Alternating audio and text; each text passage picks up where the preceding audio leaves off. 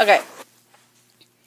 So, next problem that we're going to do is we're going to convert, it's number 7 on your thing. Next problem that we're going to do is, what's it called? I'm going to make these small. We're going to do number of, so moles to atoms. We're going to do moles to atoms, okay?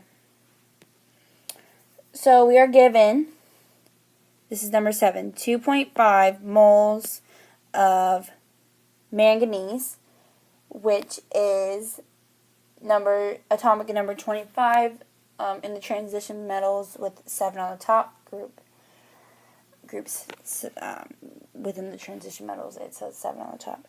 So it's Mn, not Mg. That's magnesium. So you got 2.5 moles of manganese. That is what you're given. So that's the first thing that you're going to write. 2.5 moles Mn. So basically you're going to treat this basically kind of like a mole to gram conversion. I mean, that's basically what you're doing.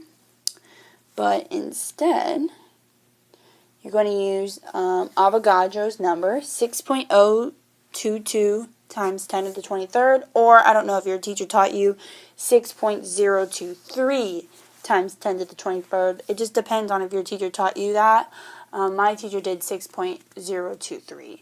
Your teacher might have done 6.022. Doesn't matter, just substitute that for what I am about to do. So basically what you're going to do, obviously you got to cancel out the moles because you have moles here, so you're going to put moles on the bottom. You're just going to put 1 mole, in this case. Because that's how you have to cancel it out. Because you have 1 mole of Mn, so you're going to cancel that out, you're going to cancel those out. And you're left with what you're trying to find, which is atoms. And the atoms has to be the last thing. It has to say atoms right here, which means that is your end result. Your end result has to be the last thing there. Everything else has to cancel out. So you're going to write whatever it is, 6.022, 6.023 times 10 to the 23rd, right? And you're going to do that calculation, which is 2.5 times 6.023 times, oh, should I do E? I think it's E, right? Yeah.